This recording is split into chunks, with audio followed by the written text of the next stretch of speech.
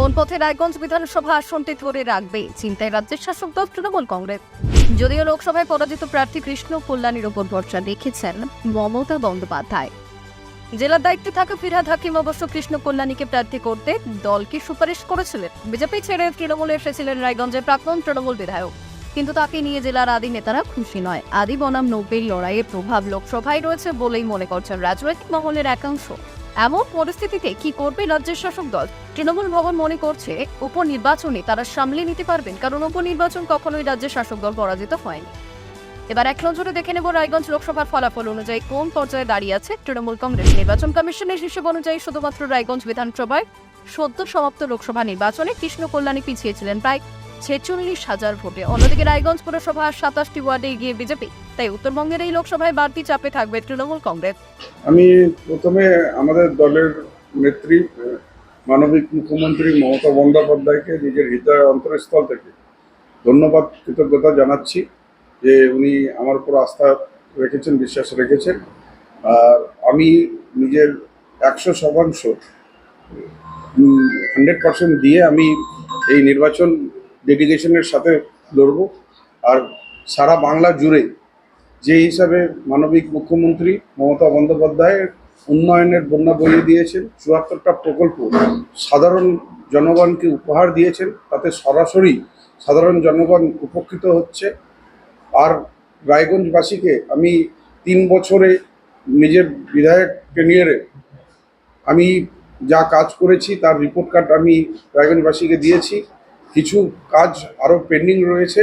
আমি রায়গঞ্জবাসীর কাছে এইটুকুই আপিল করব যে আপনারা আমাকে আরেকবার সুযোগ দিন, যে কাজগুলা মানে পেন্ডিং আছে সেই কাজগুলা আমি যাতে করতে পারি।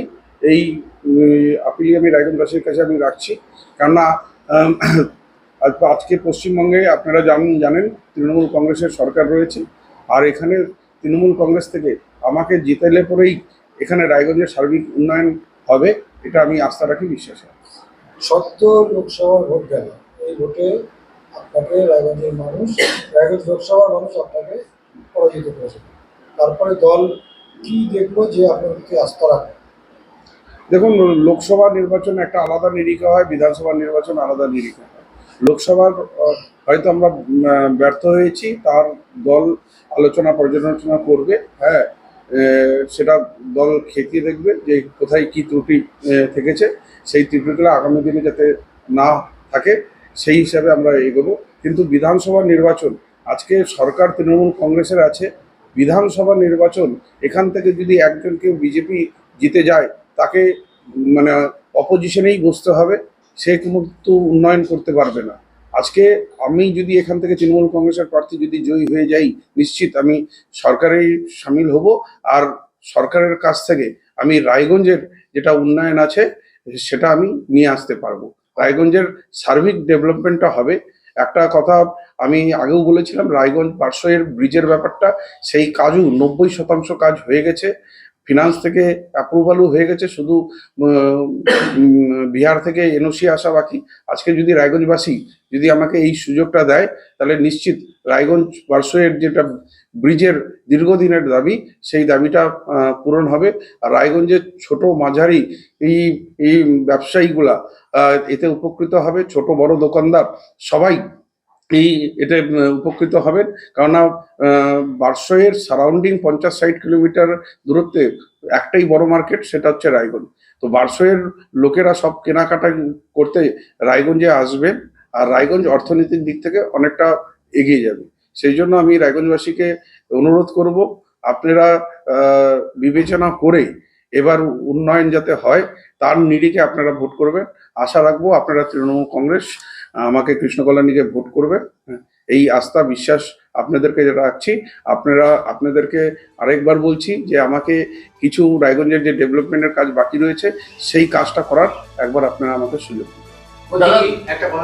অন্যদিকে উপনির্বাচনে জয় পেতে মরিয়া থাকবে বিজেপি, তারা আরো একবার ধাক্কা দিতে চাইবে মমতা বন্দ্যোপাধ্যায়ের দলকে। অন্যদিকে আজ উত্তরবঙ্গের দিকে রওনা দিলেন রাজ্যের বিরোধী দলনেতা শুভেন্দু অধিকারী। তিনি কোচবিহার হয়ে উত্তরবঙ্গের সব জেলায় যাবেন বলে জানিয়েছেন রাজ্যের বিরোধী দলনেতা। আমি কোচবিহারে যাচ্ছি, সেখানে পার্টি অফিসে প্রায় 270 জন ঘর ছাড়া ভারতীয় জনতা পার্টি কর্মী আছে, তাদের সঙ্গে মিট করব। পঞ্চায়েতের সঙ্গে মিট করব এবং আমাদের ওখানকার জেলা সভাপতি জেলা শাসককে ভারতীয় জনতা পার্টির বিধায়ক সহ আমার মিট করার জন্য জানিয়েছেন। সম্ভবত হয়তো উনি দেখা করবেনও না। আমি সাংবাদিকদের সঙ্গে মিলিত হব এবং পরের কোর্স অফ অ্যাকশান আমি জানাবো। ইতিমধ্যে আমি দুটো জিনিস আপনাদের জানাই। যেখানে গতবার তৃণমূল কংগ্রেসকে ধর্ণা দেওয়ার জন্য 5 দিন অ্যালাউ করেছিল কলকাতা পুলিশ, সেই রাজভবনের গেটে আমি কলকাতা পুলিশের কমিশনারকে পরশুদিন চিঠি দিয়েছি। বিরোধী দলনেতা এবং আক্রান্তরা 5 দিন আমরা ওখানে বসবো। সেখানে এখনো পর্যন্ত ব্যুরো রিপোর্ট, উত্তরের প্রহরী।